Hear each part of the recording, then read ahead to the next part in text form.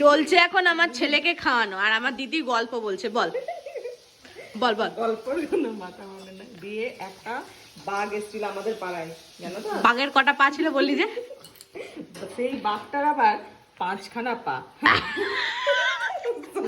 বাঘটা দেখতে অনেকটা দাঁড়া দাঁড়া দাঁড়া, থাক থাক থাক, খেয়ে নি আগে। বাঘটা দেখতে ছিল অনেকটা সেই কুকুরের মতন।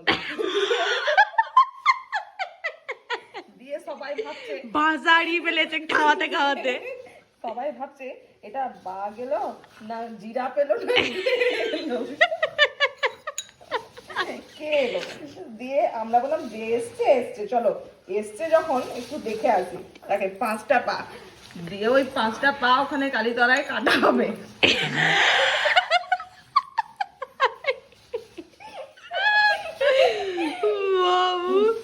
5টা পা কাটা হবে, দিয়ে ওই পা নিয়ে সব দোকানদাররা কাটাকাটি করছে।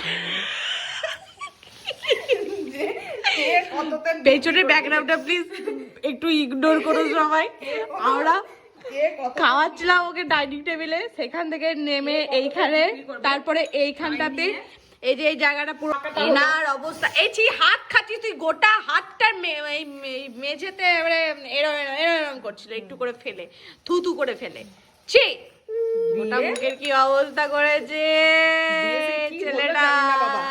দিয়ে সেই সবাই কাঁদছে, আমরাও সেই কাঁদছি। সাদা ছাগল এই দেখো খাওয়াতে বসেছি, এই যে সাদা ছাগল কালো ছাগল সবাইকে ঘুষ দিয়ে এখন ডাকা হচ্ছে। এই ছাগলি ওরে এই দেখো এই ছাগলি ছাগল, ওরে আয় রে আয় আয়, ছেলে খাবে আয়। চিপে বসে আছে। এখুনি মিনু ছিল, মিনু মানে হচ্ছে বেড়াল, বেড়ালের নাম আমাদের মিনু, ঠিক আছে? ওকে এখানে ভাত দেওয়া হয়েছিল যাতে ওকে দেখে দেখে ইনি খায়, তা সেটাও হয়নি। ও খেয়ে রীতিমতন ওর নিজের জায়গায় চলে গেল, আর এনার এখনো খাওয়া হলো না। বাবা দেখো উল্টা পাল্টা গল্প শোনাবে তবে খাবে।